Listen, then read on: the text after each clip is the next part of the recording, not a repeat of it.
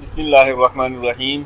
Next हमारे पास है जी stacks. Stack भी एक डाटा स्ट्रक्चर है जिसमें एक साइड से ही डाटा रखा जाता है और उसी साइड से ही डाटा उठाया जाता है और उसको उसके टॉप से डाटा फेच किया जाता है और डाटा इंटर किया जाता है। डाटा इसके दो ही ऑपरेशन है, पुश एंड पॉप। आमतौर पे जैसे बुक्स पड़ी हुई हैं और फर्दर बुक्स रखनी है तो लास्ट पे रखेंगे जो टॉप के ऊपर जाके, और जब बुक हमने उठानी है तो ऊपर वाली पहले उठाएंगे। इस तरह की एग्जांपल इसमें आ जाती हैं। Collection of linear elements arrange in a linear order.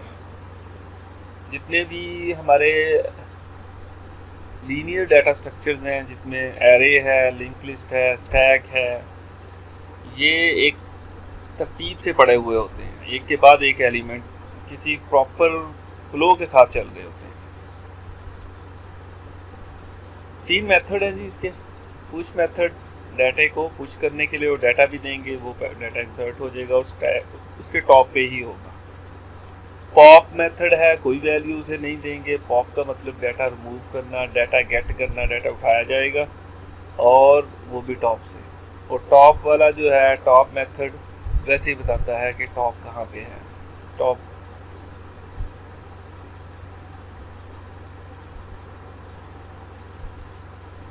ये हमारे पास ये एक स्टैक है, इस वक्त एम्प्टी है स्टार्टिंग के अंदर, और टॉप जो है अभी नल है, किसी को भी नहीं पॉइंट कर रहा है क्योंकि डाटा ही कुछ नहीं है। जैसे ही पुश किया हमने तो टॉप में एक का पहले इजाफा करेंगे, तो टॉप ने पॉइंट कर दिया 1 को, पहले एलिमेंट को, और फिर उसके अंदर डाटा रख देंगे। अब यहाँ पे टॉप पॉइंट कर रहा है। नेक्स्ट पुश करना है 5 को, तो टॉप में एक का इजाफा हुआ, टॉप ऊपर चला गया, क्या, और इसमें 5 ऐड हो गया। फिर पुश किया 7, ऊपर चला गया। फिर पुश किया 1 यहाँ पे आ गया। अब हमने ऑपरेशन परफॉर्म किया पॉप, तो टॉप कहाँ पे था, 1 पे था, तो पॉप किया तो इसने पहले डाटा उठाया, फिर टॉप को एक स्टेप नीचे ले आएगा, 7 पे ले आएगा। फिर पुश 21 किया तो जहाँ पे खड़ा था वहाँ पे एक इंक्रीमेंट होगा टॉप में और वैल्यू रख दी जाएगी। इसी तरह फिर पॉप करेंगे तो टॉप वाली वैल्यू उठा के दे देंगे। इसको कहते हैं last in first out, LIFO method जिसे कह देते हैं। तो जो लास्ट में वैल्यू आई वही पहले वापस आएगी। बहुत सारी एप्लीकेशन में स्टैक का इस्तेमाल होता है, आगे कुछ एप्लीकेशंस भी आएगी, इसमें सारी यही चीज़ें डिस्कस की गई हैं कि इसके टॉप पे ही इसमें डाटा एंटर किया जाता है।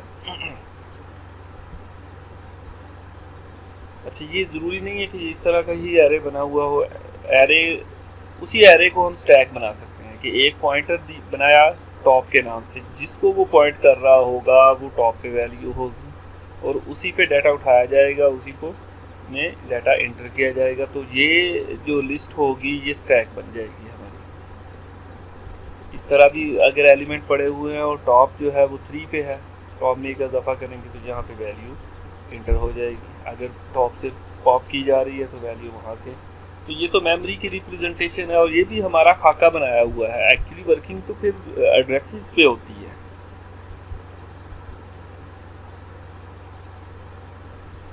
अब इसके ऑपरेशंस हैं,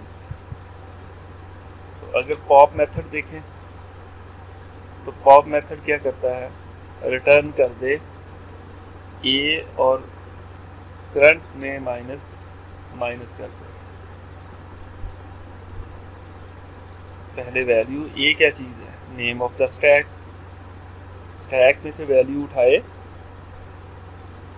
और फिर उसको माइनस एक स्टेप टॉप को कम कर दे। अब वहाँ पे यूज़ किया गया है टॉप और यहाँ पे हम उसको ले आए हैं करंट के, तो पॉइंटर यही है। आप टॉप भी लिख सकते हैं और बाद में भी इसको ये कर सकते हैं कि रिटर्न ए से पहले बाद में A top is equal to top -1। ये टॉप माइनस क्या करेगा, पहले वैल्यू असाइन कर देगा ए के करंट वाली, बाद में करंट वाले पॉइंटर को माइनस कर देगा। जैसे वो टॉप -1 नीचे एक स्टेप ले आएगा। इसी तरह पुश मेथड है। पुश क्या करना है हमने, एक्स को, ठीक है, तो कहाँ पे एरे ए जो है स्टैक का नाम है या एरे बनाया हुआ है, और इसके करंट पोजीशन के अंदर पहले इंक्रीमेंट कर दो। देखिए ये बाद में वैल्यू जो है ना डिक्रीमेंट हो रही है, माइनस माइनस बाद में हो रहा है, इसके अंदर पहले उसके अंदर इजाफा करो। ये टॉप ही है एक्चुअली, तो इस करंट पॉइंटर में पहले इजाफा करो, फिर एक्स की वैल्यू इसमें पुट कर दो।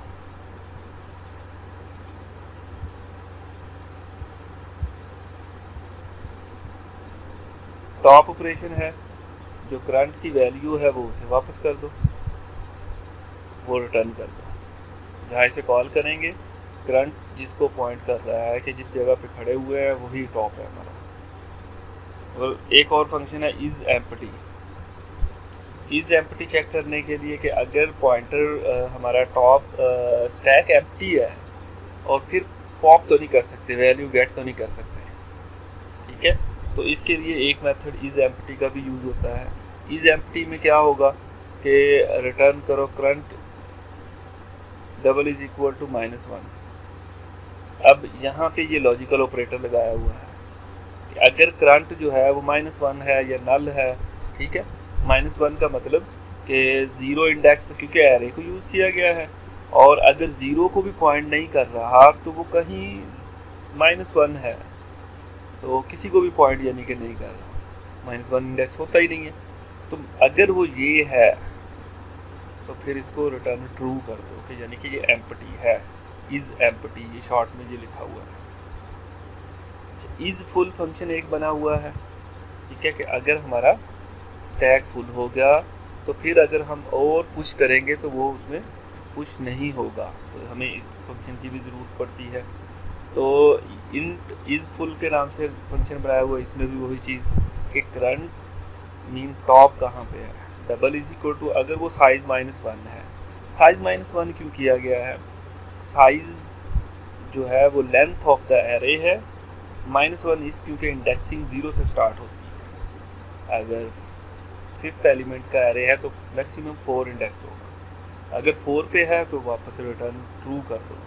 देखें ये डबल इक्वल टू साइन क्या करेगा, ये करंट वाली वैल्यू इससे कंपेयर करेगा, अगर इक्वल है तो फिर क्या करेगा, ये ट्रू वापस भेजेगा। ट्रू का मतलब कि इज फुल फंक्शन जो है ना हमें ट्रू रिटर्न कर रहा है कि वाकई हमारा स्टैक फिल हो गया है।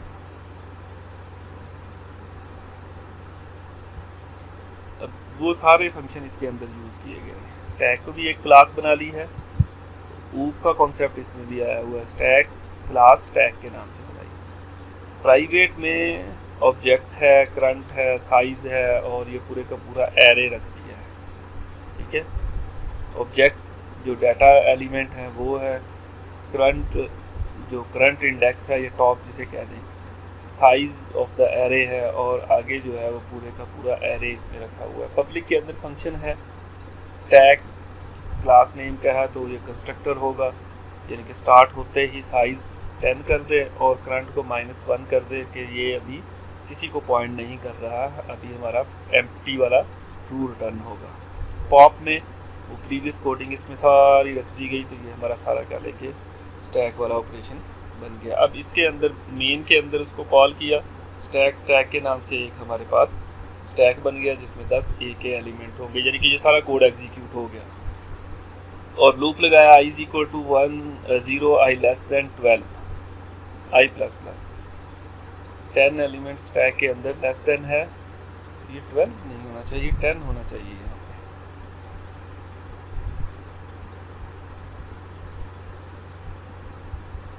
इसी तरह स्टैक होगा, अगर इफ स्टैक इज फुल और ट्रू हो जाए, not is equal to full, फिर उसको पुश करो, आई को वैल्यू इसके अंदर पुश होती रहेगी, अदरवाइज वो ये शो कर दे कि स्टैक फुल है और अब इंसर्टिंग नहीं होगी। अच्छा, ये असल में वो लगाया 12 तक इसलिए है कि 10 तक ये फिलिंग करेगा, 9 तक, और फिर 3 टाइम्स ये वाला मैसेज शो होना चाहिए कि स्टैक फिल हो गया है। इसी तरह पॉप में भी यही काम किया गया है कि 0 से लेके लेस देन 12 तो 11 तक चलेगा, 9 तक वैल्यू आएगी, 10 इंडेक्स नहीं है और 11 नहीं है, तो 2 टाइम्स जो है ये एम्प्टी वाला मैसेज आएगा और बाकियों में वो वैल्यू प्रिंट करता रहेगा।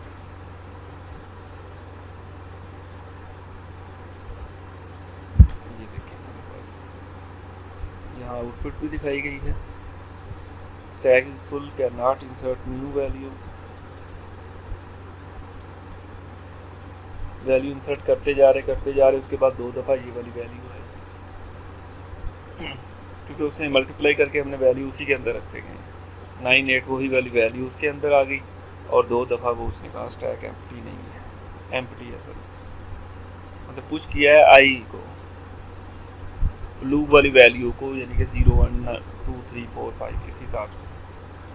और जो पहले पुश किया है वो बाद में आई है, और बाद में वाली वैल्यू जो है ना वो हमारे पास पहले आ रही है।